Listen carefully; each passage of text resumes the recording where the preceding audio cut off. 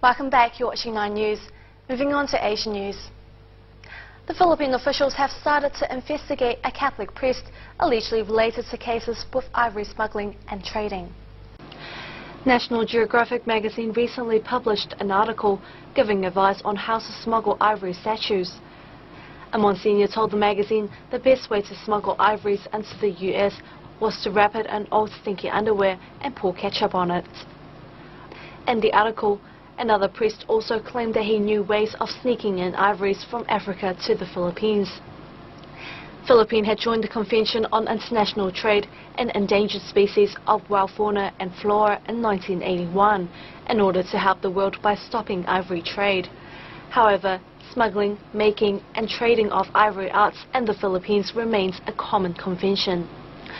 There were 2 large-scale investigations in 2005 and 2009, where Filipino authorities found thousands of kilos of ivories.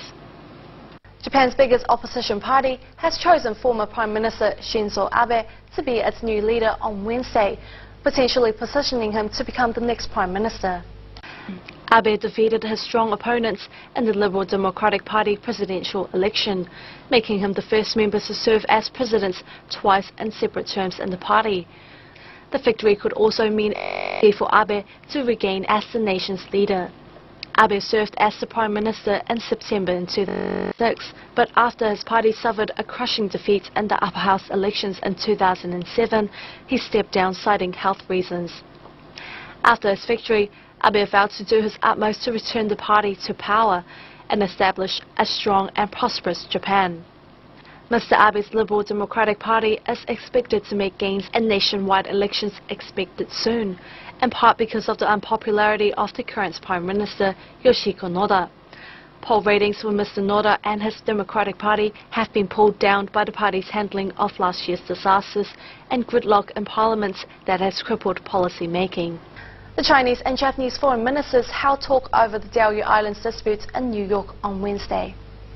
The meeting came on the sidelines of the UN General Assembly in New York. However, the talks did not solve the issue. China Foreign Minister Yang Jiechi accused Japan of stirring up the strife, calling the Japanese government's purchase as a gross violation of China's territorial integrity and sovereignty, quoted by Xinhua News Agency. Yang criticized Japan that it ignored China's solemn representation and firm opposition, and insisted on implementation of the so-called nationalization of the Diaoyu Islands. Japan Foreign Minister Koichiro Gemba, on the other hand, urged China to stop anti-Japanese demonstrations and exercise restraints. He described the mood between the 2 nations as severe. A ceremony due to mark 40 years of diplomatic ties between the 2 nations has been cancelled. Now moving on to sports news. The young football Ferns lost their second match 3-0 to Japan at the FIFA Under-17 Women's World Cup, but not without putting up a strong resistance. Japan scored 3 second-half goals.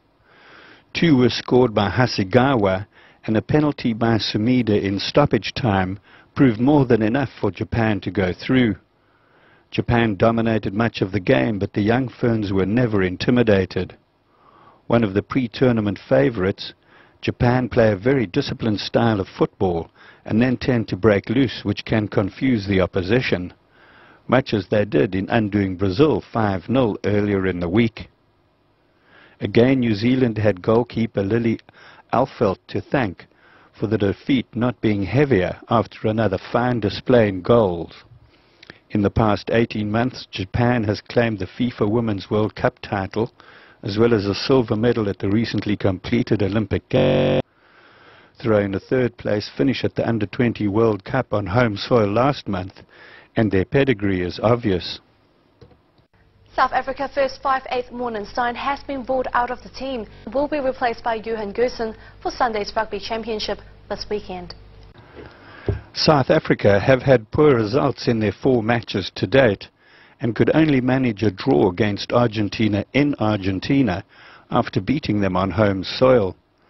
This was followed by losses to the Wallabies and the All Blacks in away games. Steyn has not been his usual reliable goal kicker, and with nothing else to add to the game, this is a great opportunity for Johan Goosen, the bright start only 20 years old, who made his debut against Australia earlier this month to really make his mark.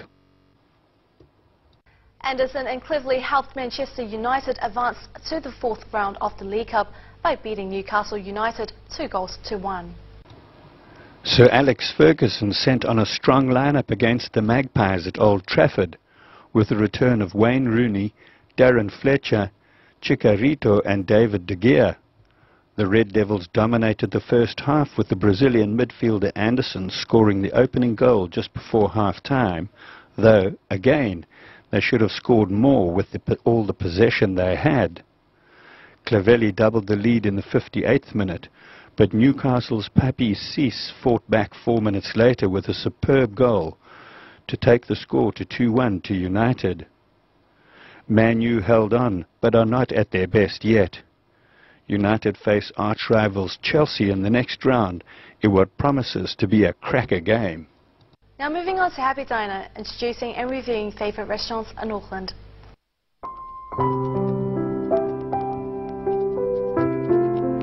Baked pork chop and rice can be separated into 4 steps. First is the preparation, then fried rice, pork chop and sauce. Obviously, pork and sauce are the most key elements in this dish. Rather than using the already made sauce in supermarket, the chef likes to make his own sauce using fresh tomatoes. Another thing that is worth mentioning would be the fried rice and not plain rice. On top of that, there's crispy pork with a delicious sauce and baked cheese. Is your mouth watering yet? What makes this baked rice special is that each ingredient is so delicious. Other than the irresistible rich cheese, there's also homemade tomato sauce. One thing about baked cheese rice is that it gets too rich and greasy. But because the sourness of the tomato sauce, it eliminates the greasiness of the cheese. We like to use family-style cooking, like using fresh tomatoes, so the taste is fresher and tastier. First, prepare the ingredients. Saute chili and red shallot with 3 tablespoons of oil. Throw in mussels and stir-fry just before it's cooked. Add ginger and garlic, then drizzle with some wine, oyster sauce, soy sauce and garlic chili sauce. Finally, cover with lid and let the mussel absorb the flavors. What surprised me is that the mussels don't taste stale and fishy. Secondly, the chef has added a Sichuan taste to it by adding crushed garlic and ginger, so you also get to taste these on top of the mussels.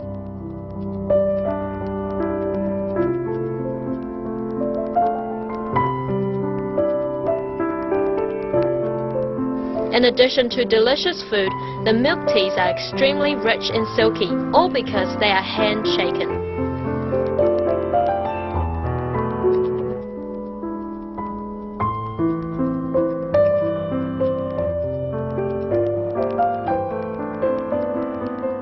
Now moving on to